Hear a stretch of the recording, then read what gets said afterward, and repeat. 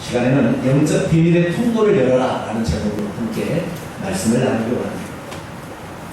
무더운 여름도 이제 한풀 꺾이고 조석으로 시원한 이 가을이 돌아오고 있습니다. 마당에 열어놓은 빨간 고추가 얼마나 잘 익어가는지 너무나 좋은 계절이 아닐 수 없습니다. 오늘도 거룩한 주일을 맞아 하나님께 예배드리기위해서 주님 앞에 나온 여러분들을 하나님께서 진심으로 사랑하십니다. 사랑하는 여러분들을 위하여 하나님은 좋은 양식을 준비하고 계시고, 또한 여러분이 이 말씀에 깨달음을 얻고 또 실천할 때 하나님은 더 좋은 것으로 30배, 60배, 100배의 결실로 채워주실 줄로 믿습니다. 이제 가을이 되면 성경을 참 많이 읽어야 될 그러한 좋은 계절이 되는데요, 성경을 읽다 보면 예상치 못한 그런 경우를 만나게 됩니다. 특히 사무엘하 12장을 읽어보게 되면 다윗이 간음을 행하게 되고, 그리고 살인을 하게 되고, 그리고 그 탐욕을 부리다가 결국에 나단 선지자의 책망을 받는 그런 장면이 나옵니다. AD 994년경 다윗이 왕위에 오른 지 16년째 되던 해에 그의 나이 46세에 그는 엄청난 죄악을 저지르게 되는 것입니다. 아무도 모르게 그 일을 진행했지만 하나님은 나단 선지자를 보내서 그가 어떠한 죄를 행했는지를 정확히 얘기해 주십니다. 한 부자가 있었는데 그 부자의 친구가 찾아왔습니다. 그 부자는 자기 집에 있는 양과 소떼, 수많은 가축들이 있었지만 그걸 잡지 아니하고 가난한 집에 자기 자식처럼 여기는 그 암양 새끼를 끌다가 잡아서 친구를 대접했어요. 그랬더니 그런 놈을 가만둬서 되겠느냐? 왕이 팍 화가 내고, 만약에 그러니까 예를 갚아야 되고 그런 놈은 당장 너희가 조치를 취해야 된다. 그랬더니 나단 선지자가 말합니다. You are the man. 당신이 바로 그 사람입니다. 그랬을 때 사울왕 같으면 그런 얘기를 들었을 때 변명을 하잖아요. 그때는 어쩔 수 없이 그렇게 행했다고 변명을. 이 다윗은 변명도 하지 않습니다. 다윗은 벌써 그의 통치 16년째 되던 해이기 때문에 무소불위의 권력을 가지고 있습니다. 말 한마디면 나단 선지자를 그냥 없애버릴 수 있어요. 더 이상 혀를 놀렸다면 너는 쥐도새도 모르게 죽는 줄 알아, 얘기할 수 있었을 텐데, 다윗은 그 얘기를 들을 때 그 자리에서 바로 무릎을 꿇고, 하나님, 내가 여호와 앞에 잘못했습니다. 내가 바로 그 장본인입니다. 나의 죄를 용서해 주소서 라고 했다는 것입니다. 다윗은 왜 즉시 자신의 잘못을 시인하면서 용서를 구했을까요? 다윗이 성품상 하나님의 책망을 들으면 겸손해지는 그러한 놀라운 어떤 특징을 가지고 있었습니까? 다윗은 오늘 읽었던 사건을 통하여 그가 놀라운 한 가지 영적 비밀을 지었다. 그래서 그날 그렇게 할 수밖에 없었던 겁니다. 여러분, 기도란 무엇입니까? 자신의 잘못을 숨기지 않는 것입니다. 자신의 잘못이 드러난 순간 하나님 앞에 무릎을 꿇고 하나님께 자신의 잘못을 시인하는 것입니다. 그래, 우리가 용서받아서 살 수가 있기 때문입니다. 오늘 본문 말씀은 다윗의 통치 15년경에 연거 후 3년 동안 가뭄이 지속되어 어려움이 찾아왔을 때 끝까지 하나님의 얼굴을 구함으로 말미암아 하나님께서 그에게 하늘의 영적 비밀을 알려주셨다라는 그러한 말씀입니다. 3년간 기근이 불어닥쳤습니다. 다윗은 어떻게 함으로써 23년간 꽁꽁 숨겨져 있던 영적 비밀을 알아서 그 문제를 해결할 수 있었을까요? 계속해서 지금이 찾아온다면 애국은 물이 이렇게 큰 나일강을 통해 공급되기 때문에 애국에 가서 혹시 흉년이 들지 않은 애국에 가서 혹시 수입해야 되는 것이 아닙니까? 저 요단강에 흐르는 물에 물꼬를 터서 이스라엘 백성이 기근 중에서도 농사를 지을 수 있는 관계 수로를 개발하는 정책을 펴야 되지 않습니까? 왜 다윗은 3년 기근이 임했을 때에 하나님 앞에 드렸습니다. 오늘 만약에 우리에게도 다이와 같은 상황이 주어진다면 우리는 그런 상황에서 어떻게 하겠습니까? 우리도 회사 생활을 하게 되면 1년이고 2년이고 3년 동안 기근과 같은 일이 발생합니다. 회사를 살리려고 그렇게 몸부림을 친데 회사는 축소됩니다. 내가 열심히 일하더만 진급에서는 항상 누락이 됩니다. 내가 하나님을 진정 따른다고 하지만 질병은 더 악화됩니다. 내가 주님을 믿는다고 주님 앞에 나와 예배를 드리지만 믿음은 더 약해지는 것을 경험하게 될 때 여러분 어떻게 하시겠습니까? 오늘 본문 말씀은 BC 995년경 다윗이 왕위로 약 15년 해를 지나던 때에 이스라엘 전 국토에 발생한 한 사건을 말하고 있습니다. 그것은 기근이 몰아닥쳤다는 것입니다. 1년 기근이 있으면 자연적인 재앙, 자연적인 재해라고 생각할 수 있었을 거예요. 그런데 1년 지나 2년째 씨를 뿌려도 씨를 거둘 수가 없어요. 3년째는 아예 말라 비틀어져서 이제는 먹을 것이 없기 때문에 말 가죽도 쌀만 먹어야 될 지경이 되었다는 거죠. 그때 다윗은 어떤 생각이 들었겠습니까? 누구든지 자연재앙과 같은 인간의 힘으로 어찌할 수 없는 그런 상황을 만나게 되면 사람들은 다 자기를 돌아보게 돼 있어요. 내가 무슨 잘못을 범한 것은 없나. 다윗은 공동에 앉아서 자신의 뒤를 돌아봅니다. 자신이 이 왕위를 차지하기 위해서 무고한 백성을 희생했는가? 아닙니다. 그는 끝까지 자신의 선 왕이 사울이 자기를 그렇게 죽이려고 했지만 끝까지 기름 부은 자 내 손으로 죽일 수 없다. 살려주자 하면서 그 왕을 살려주었습니다. 그가 왕이 되었을 때 그는 자신의 왕궁의 백향목궁에서 거하면서 호화없이 간 것이 아니라 내 하나님께서 계시는 법궤를 저 멀리 저 후미진 곳에 두는 것이 옳지 않다. 내가 내 성이 가까이 두리라 다윗성으로 옮겨왔지만 자기는 백향목궁에 거하면서 휘장 가운데 펄럭이는 그 법궤를 봤을 때 마음이 아팠어. 나단 손자를 찾아가서 얘기하죠. 선자님, 내가 이 좋은 집에 사는 거 하나님의 집을 하나님이 계시는 초소를 만들어주지 않고 나는 이런 좋은 집에서 살아서 되겠습니다.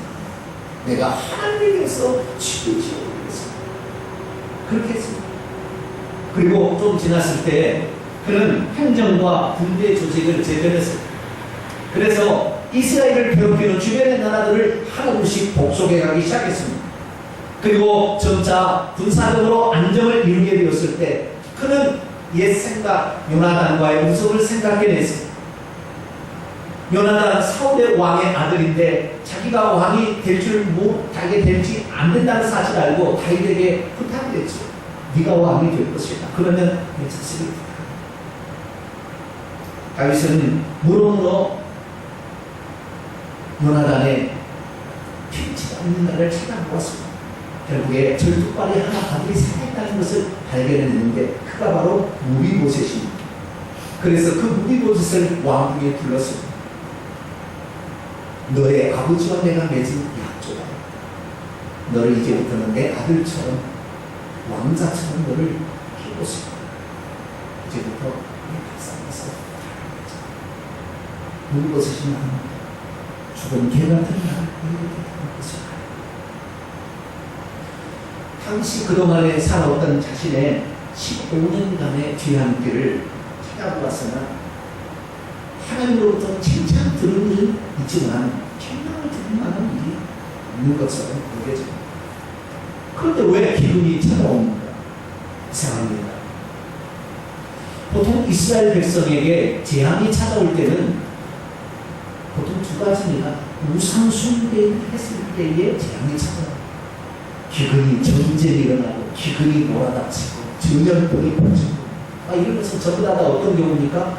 이스라엘 백성이나 왕이 우상 숭배를 했을 때 찾아오는 것입니다. 뿐만 아니라 이스라엘 백성이 하나님의 율법을 버리거나 왕이 강포를 행해서 할 때 하나님께서도 재앙적으로 민족을 친 일이 많이 있습니다. 그런데 다윗은 그런 것도 안 열지 않습니까? 달빛이 조용한 어느 날 다윗은 창문을 열고 하늘을 우러러보며 하나님께 이런 기도를 드립니다.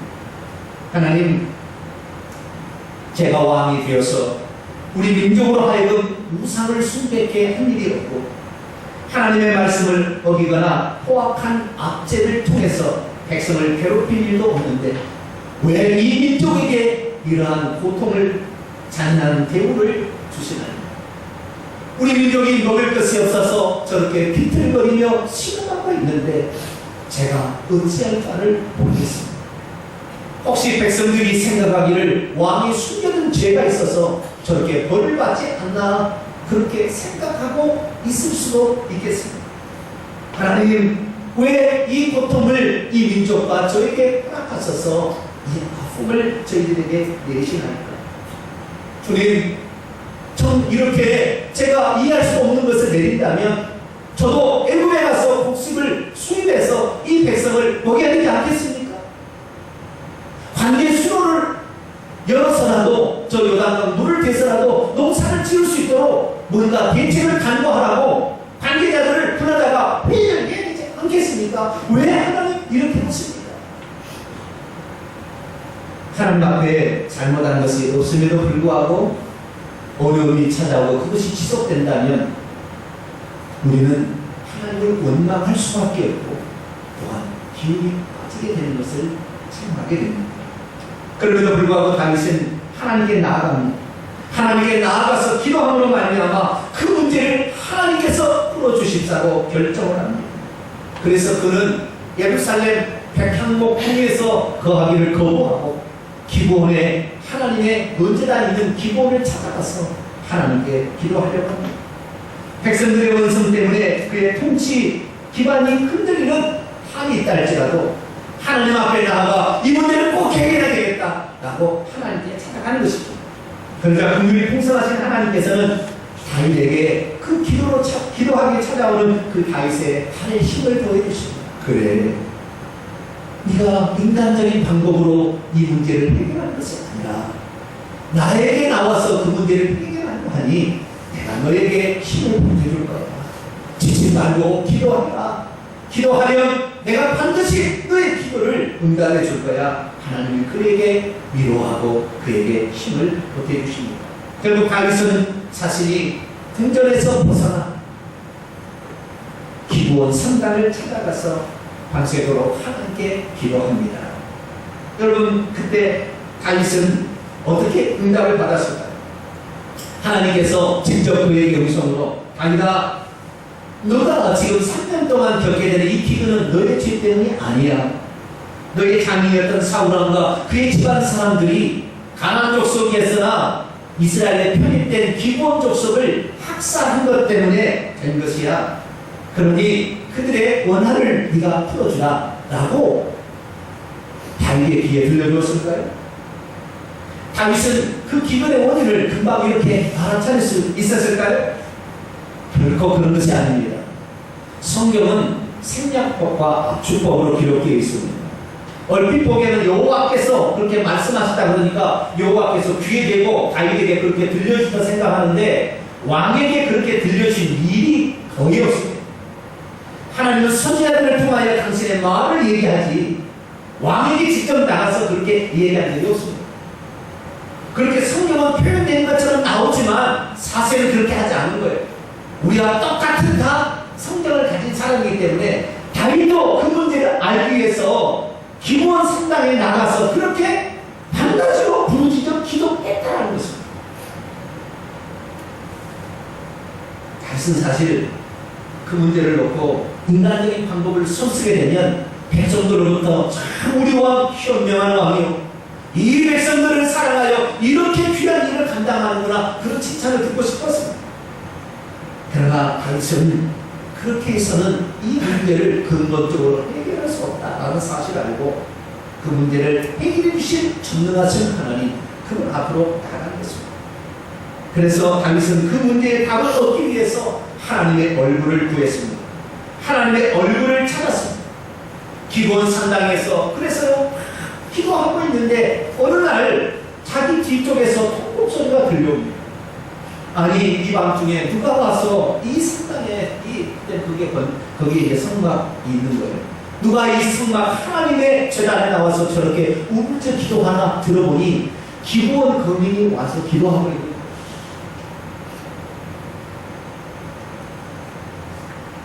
그 얘기를 들어보니까, 그 통곡 소리를 들어보니까 그들이 사울왕에게 억울하게 자기의 조상이 씨를 말려서 죽어갔다라는 그 사실들의 통곡 소리가 들려. 다윗은 하나님께 기도합니다. 내가 성전에 있다가 이 사실을 몰랐는데 기브온 거민들이 이 녹당의 성막이 해체된 이후 수십 년간 이렇게 눈물 지며 기도한 것을 내가 깨달지 못했습니다. 그래서 그 기브온 거민을 불러다가 물어봅니다. 대체 너희들은 무엇 때문에 이렇게 통곡하며 울고 있느냐? 그랬더니 말합니다. 성경에 기록되지 않았어요. 이게 언급과 한 절만 딱 언급이 되어 있어요. 자기들이 베냐민 지파 땅에서 살고 있었는데, 원래 가나안 족속에 있는데 살고자 원해서 거짓으로 속였지만, 그러나 여호와 이름으로 맹세해서 살려주겠다 했는데, 그런데 이 사울왕이 자기의 영토에서 그렇게 살고 있는 그들을 쫓아내려고 그랬는지, 아니면 다윗을 도망칠 때 녹당의 제사장들이 살려준 것 때문에 녹당의 제사장 85명을 죽일 때 그 옆에 있는 이 기브온 족속들은 나무 뱀에 물리는 자가 되어서 레위 지파 제사장들을 도와주는 일을 했거든요. 그래서 함께 그때 멸해버렸는지 알 수는 없었나 억울하게 죽음을 당했다는 얘기를 듣게 됩니다. 그래서 하나님 앞에 나가서 하나님, 이러한 숨겨진 놀라운 사실이 있었다는 것을 제가 미처 깨닫지는 못했습니다. 하나님, 제가 그 문제를 해결하겠습니다. 저 기브온 족속의 화를 풀어드리겠습니다. 그렇게 해서 결국에 그 화를 풀어드리게 되었더니 하나님께서 그 다윗의 그 화를 풀어드리는 날을 하늘에서 눈물에서 기울이 쏟아졌습니다.